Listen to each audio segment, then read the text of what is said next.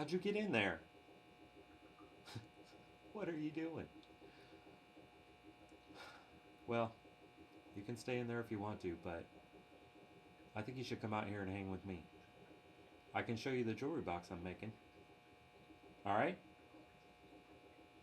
Cool.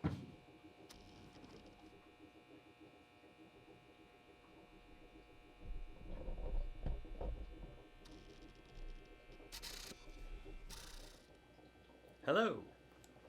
Look at the focus. It focuses, even when I move. That's so cool. Well, anyway, I'm glad you came out from under the router table to join me. I've been working on a jewelry box for quite a while now, and I thought I would show you some of the parts of it. It's a pretty complicated build. I've been working on it for quite a while, and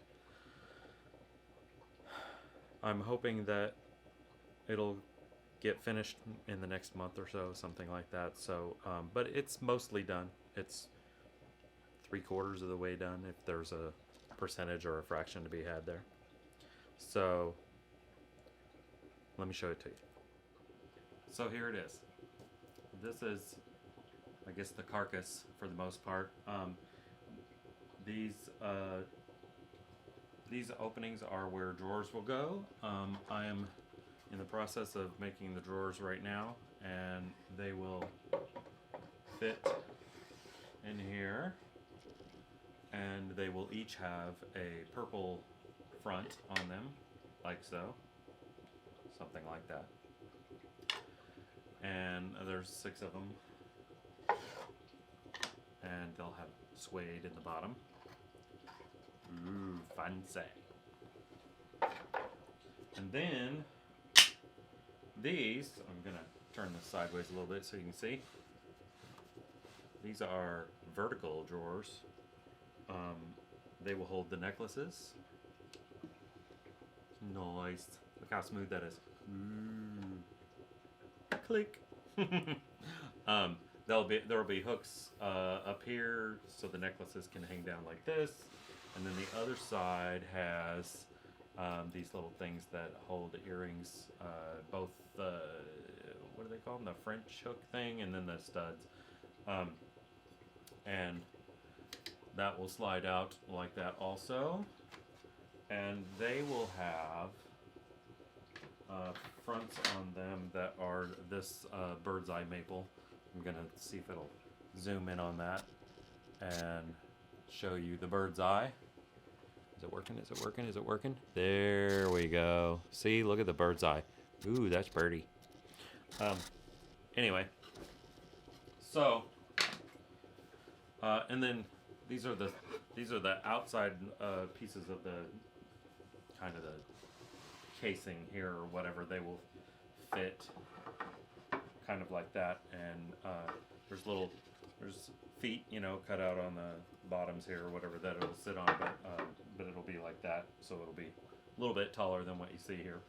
I built another one of these about a year ago, or I finished it about a year ago, and that was for a wife of a friend of mine, and when I posted it on Facebook and other social media, one of my old high school friends saw it and asked if I would make another one for her, and it's been a long time of us, discussing details back and forth and everything, and then just me going through, I got it about half done, and then I took a little break for a while because I needed to work on another project that had a deadline, and I also was revamping my shop, as you've seen in previous videos, where I was doing some remodeling and some rearranging and all kinds of things.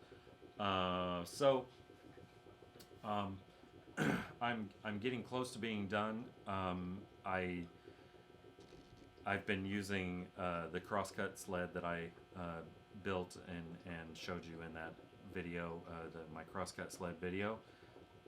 That's been invaluable to this. It helps me to be so much more accurate, and it really makes things a lot easier when you when you put things together and they just fit right and they're square and it's nice and everything. It's a really nice feeling, because I've been doing woodworking for 25 years now, and I've always tried to do my best, but I didn't always have the the knowledge that I've gained in the last couple of years, and I've learned how to do certain things, how to take some extra steps to make sure that things come out the right way, and I'm still trying to develop good habits with my woodworking and everything, but this is evidence that that it's worth it. It's worth the trouble.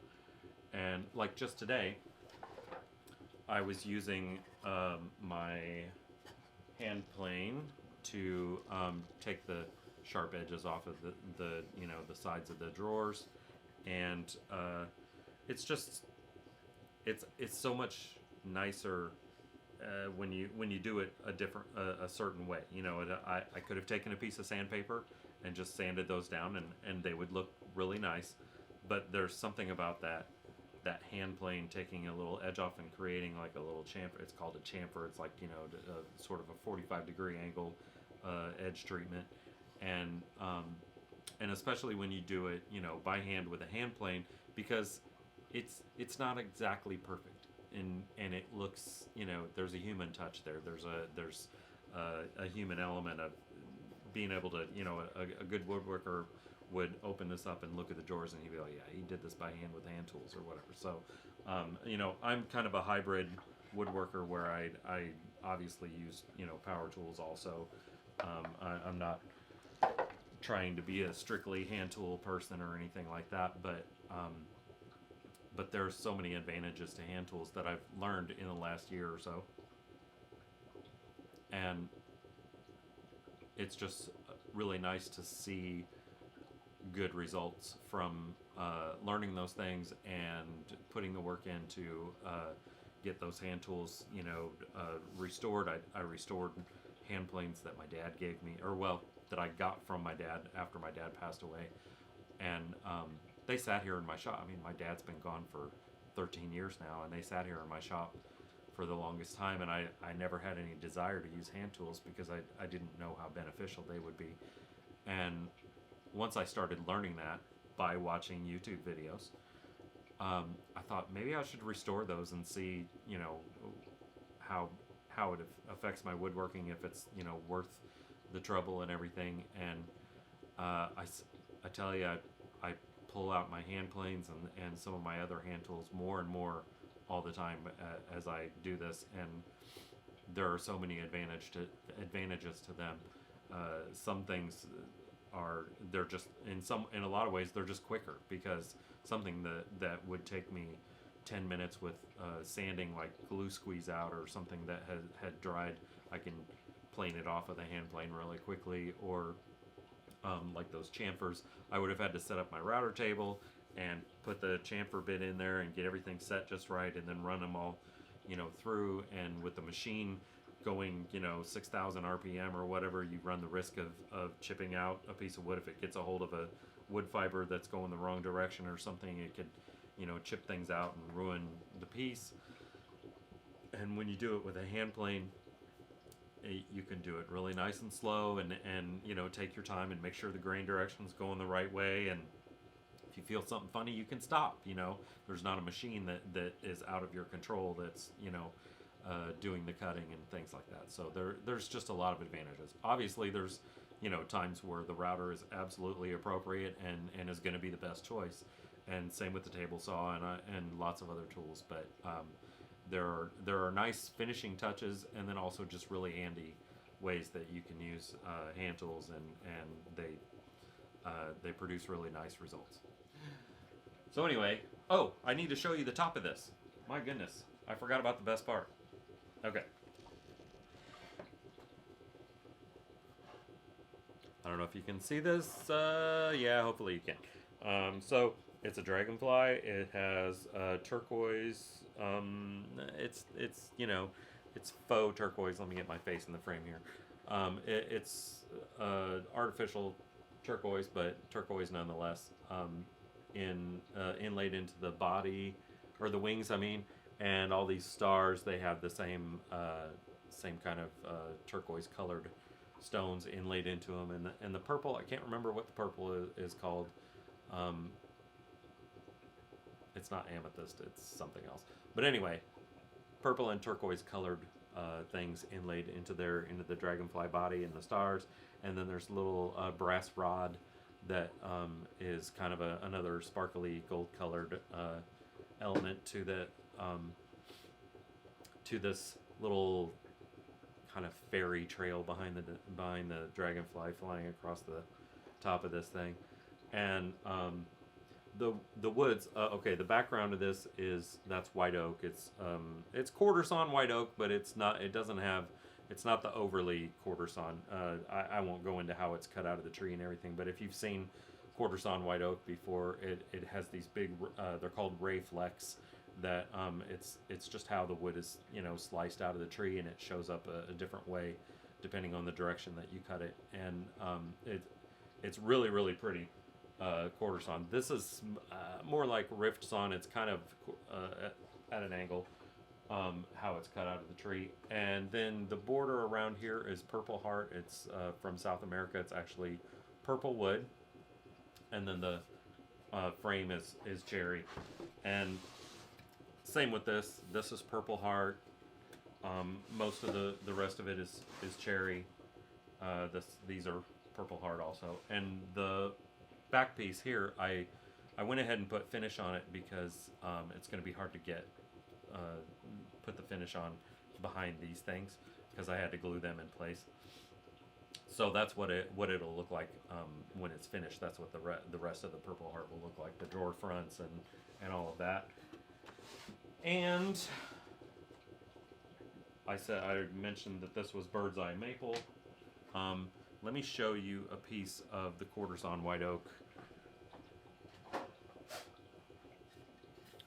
This is what it looks like when it's truly quarter sawn.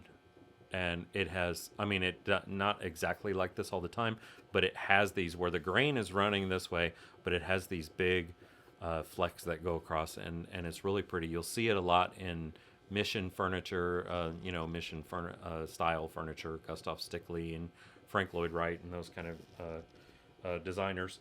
And you can tell by the end grain, see how the lines run straight up and down perpendicular to the width of the board. That is quarter sawn. That's how it's cut out of the tree in relation to the rings of the tree.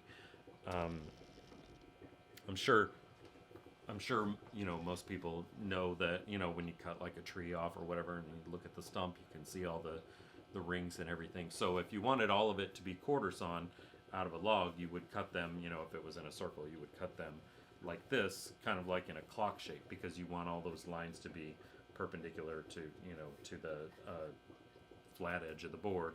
And not all woods have this kind of amazing figure. Oh yeah, this side, look at this side. This side's even also interesting. Not the big wide lines, but lots of little lines. It's just really pretty, and it can be several, it can show up several different ways. But cherry has a little bit of it. They're just really, really small, and if you look close, you can see, and it looks really pretty. It almost has a sparkle to it with cherry. And sycamore has, when you cut sycamore in a quarter sawn way, it also has some really amazing figure. I feel like I have a piece of sycamore close by. Let me look real quick. Well, this will do. I was using this as something else, so it's got a bolt through it, and it's kind of not the prettiest piece of wood as far as it's kind of messed up. But this is the ray flecks are on there. You can see them. Yeah, there you can see them. That's what it looks like, quarter sawn sycamore, and it's got these incredible flecks going through it. It's a lot of figure, and it shows up really pretty.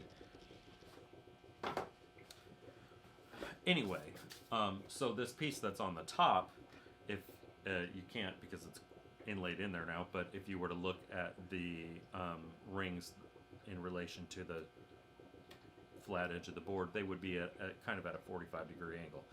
You can see a little bit of the ray flex, but they don't you know, show up like they do on this, where it's just, you know, this amazing pattern of you know, figure. But and then if, you know, if the tree rings are going this way, that's called flat sawn, and you wouldn't see any of this. It would just look like, you know, it would just look like regular oak grain, and it wouldn't have any of that stuff in it. Quarter sawn is really pretty, and it's really sought after, you know, in a lot of types of furniture and stuff like that. It's also way more stable. This, when it's cut this way, it's very unlikely that it will warp. You know, if you go to the lumber store or whatever, and you see a board that's kind of, you know, twisted like this, like one end is on this plane and one end is on that plane, and it's not straight. It's because there's pressure in the tree, and as it dries and the moisture leaves it, you know, relaxes and goes to where the fibers, the direction that the fibers want to go. Especially if the tree grew on like a hill or something like that, it'll twist even more, because there's all this pressure within the wood, and it as it dries, that pressure, I guess, releases. I think that's the right way to say it. But either way, that's why it warps when it ends up drying.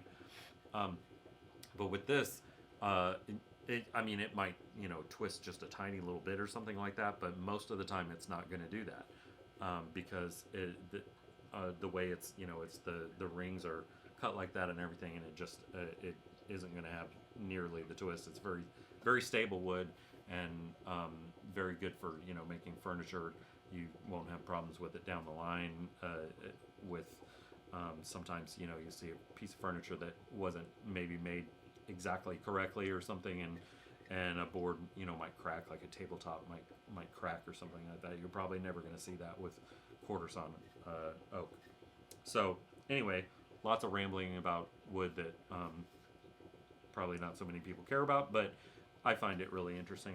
I've always really liked this wood. It's so pretty to me, and so I was able to at least include a little bit of that in the top. I purposely didn't use wood like this that had all these flecks in it, because I didn't want it to be so busy. I didn't want it to distract from the dragonfly and the pattern that was going on. I wanted it to be a nice background that's pretty and everything, and once this has finish on it, it'll look even better. You'll be able to see a little more of the figure in it and stuff, but it won't be, it's not going to have this, you know, it doesn't have this crazy, you know, looking figure in it. I just felt like that would take away from the design. You know, you need a background that's not distracting you from what should be the focus, which is the dragonfly and the little stars and brass rod and all of that. The sparklies, that's what I'm going to call them. It's the sparklies. This will also be the first opportunity I get to use my branding iron on a new project, so that's going to be really cool. I'm going to be excited about that, and maybe I'll even make a video of, you know, of doing that, of using the branding iron for the first time on a project that is going, you know, about to be finished. So anyway, I hope you enjoyed that. Try to stay out from under my router table from now on. It's dusty down there, and you'll get the stuff in your lungs. My cool little camera trick. Hope you have a good day. Please like and subscribe if you would. It helps me a lot, and I appreciate you watching. Have a good one.